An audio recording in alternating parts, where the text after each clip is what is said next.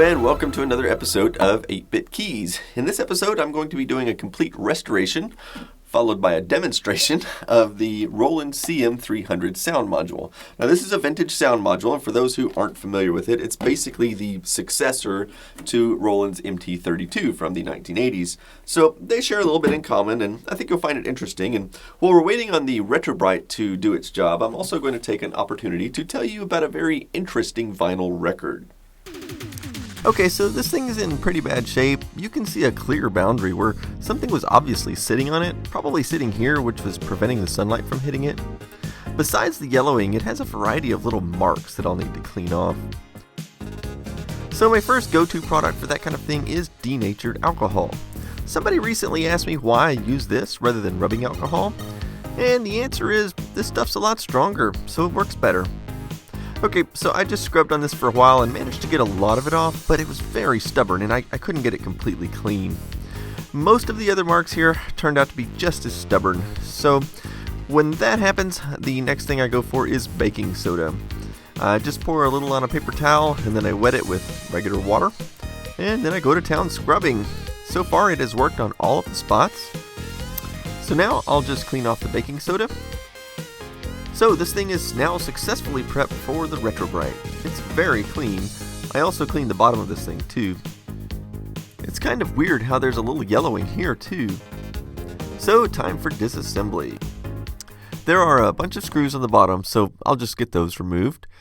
The bottom comes off very easily, but it looks like we'll have to remove this metal shield before we can go any further. Alright, so that's off. And this isn't exactly what I was expecting to see. It's kind of weird how it's just an analog type circuit board with a tiny daughter board that has all the brains on it. Wow, this power switch is so long.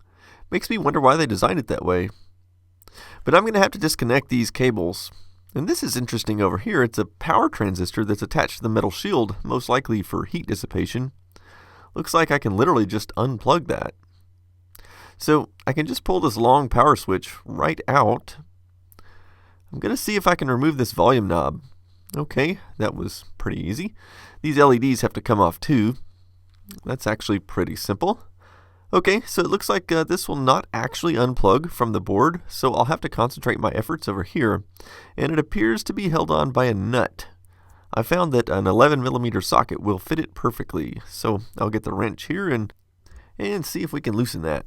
Yep, came right off. Here's the nut. Okay, so there are just a few more screws on the back here, followed by a few holding down the board. Now I can take the whole board out. Can now remove it. I'll say one thing. This thing is really well built. That's for sure. Okay, so it's time to start the retrobrite process. I usually start by laying out the plastic wrap. I'm just going to pour the usual solution of hydrogen peroxide cream on the plastic. Then I'll sort of go around and touch up all of the parts to make sure the cream is applied to every surface. Then I'll just wrap it up, and once I'm done here, I'll do the other piece. Okay, so I put them out in the sun to absorb some UV light. People often ask me why I don't use a UV light instead. The answer is simply that the sun works faster. I can get this done in a single day, where a UV lamp might take several days to do the same thing. Okay, so while we are waiting on the retrobrite to do its job, I wanted to show you something that at least I find pretty interesting. I think you will too. Anders Jensen sent me this record. Now, this record is interesting for a couple of reasons. First of all, for those of you who don't know, Anders Jensen is one of the ones that contributes a lot of the music that you hear on both of my channels. He's also the one that donated the Roland MT32 and the Roland CM-300 that we were currently retrobriting. So he has a lot of involvement in this channel, even though you don't actually ever see him in person. But this is his music that he put on this record. Now there's only 4 of these in existence currently because these were not pressed.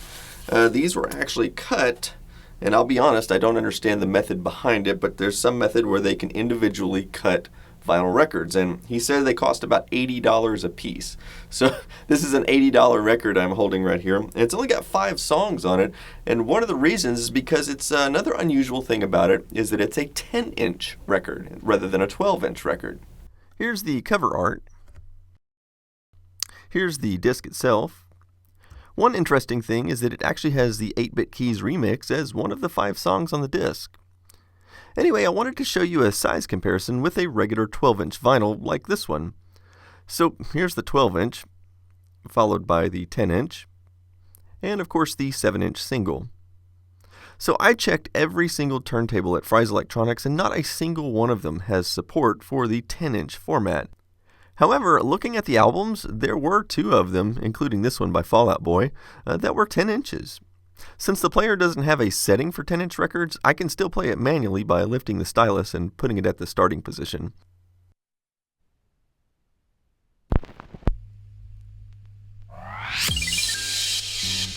This music you're hearing is actually coming straight from the record player. It actually sounds pretty darn good. I'll let it keep playing while we go back to the retrobrite. So it's been 4 hours. However, the sun is starting to set, so our time is just about up for today.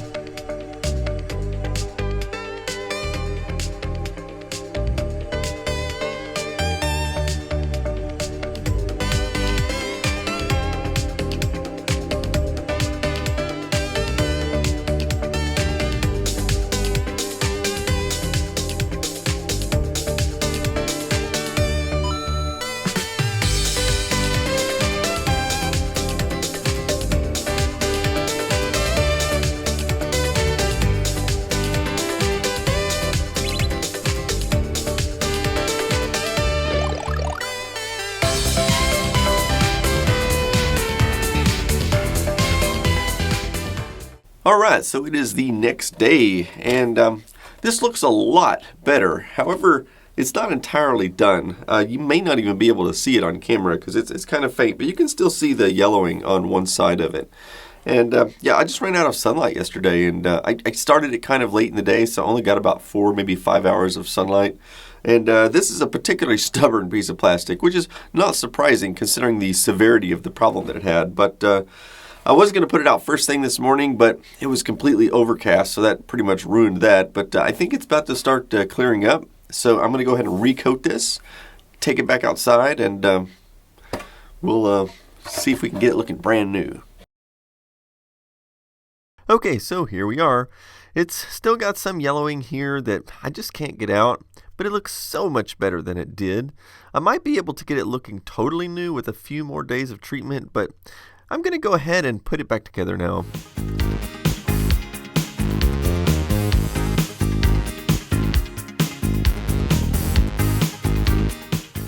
So this is what it looks like close up after reassembly. So it may not be entirely fixed, but if you look at this photo that I took before I started, and then compare to how it looks now, I think we can still call this a success. So I wanted to connect this to my computer. Okay, not that one. How about that one instead? Yeah, so I'll use my Roland MIDI interface. Then I want to show you a few games. So this is Doom, and much like when I showed the MT32, this can be used for music on some of the newer DOS games by selecting General MIDI or Roland Sound Canvas. However, these games will want some other sort of sound card, such as a Sound Blaster for the sound effects. Okay, so I'm going to go ahead and play a little bit, and this music is being recorded from the real thing.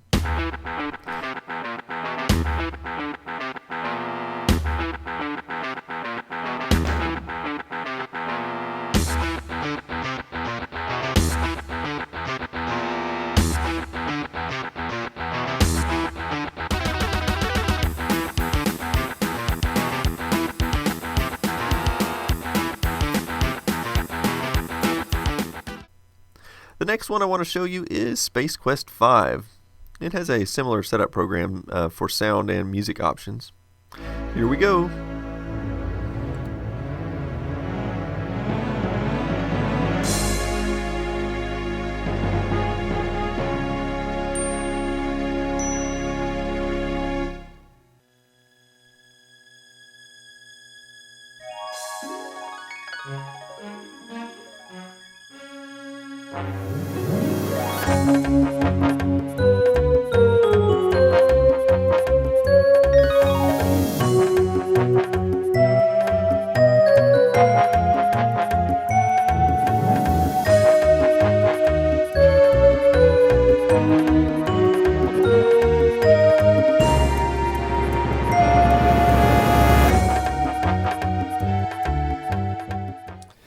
Okay, so I was going to hook this thing up to a keyboard and play a little demonstration, but I did run into kind of one problem. So you may have noticed on the front, it does have the logo for General MIDI. Also, you probably saw me selecting General MIDI in one of those DOS games.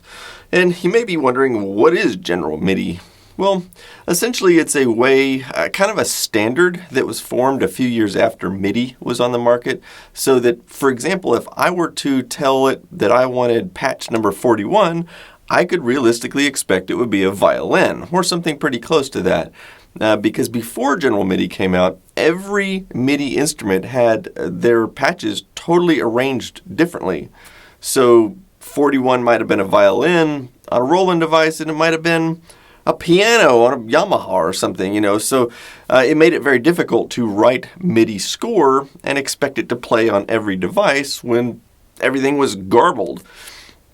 However, General MIDI does have 128 patches, or channels, or whatever you want to call it, instruments. And I don't have any keyboards that are modern enough to have 128 patch selections. So I can't actually even access all of the patches on this because I don't have a modern enough keyboard. Now, that wasn't a problem on the Roland MT32 because it will allow you to manually modify what patches are being played, so it doesn't depend on the keyboard to send the patch. So, and that's actually kind of something that's pretty cool about the MT32 is the fact that it has the more interactive display on it. We'll say one thing, though. One thing the MT32 lacked was very many ports for audio, where the this sound module has quite a few. So that's actually something it does have in its favor. But anyway, the sounds are certainly more realistic on this module than on the MT32. Of course, it is several years newer, so that's to be expected. Anyway, I think that just about wraps that up. I did want to say, for anybody who's wanting to buy one of these, I'm sorry, they are not available. I just thought it was something cool to show you. However, if you're wanting to buy some of Anders Jensen's music, I do have the soundtrack CD that I am selling on my website, which does have some of Anders Jensen's music on it. There's 28 songs on this CD, and 8 of those are his. Also, I'm going to be selling his own albums on my website. I'm going to be his U.S. distributor for them as well, but at least the first batch of albums he's sending me is going to be on cassette tape, and I should have those in about 3 weeks. So check back at my website and have a look. All right, well, I hope you enjoyed this, and I've got some other interesting stuff coming, so stick around.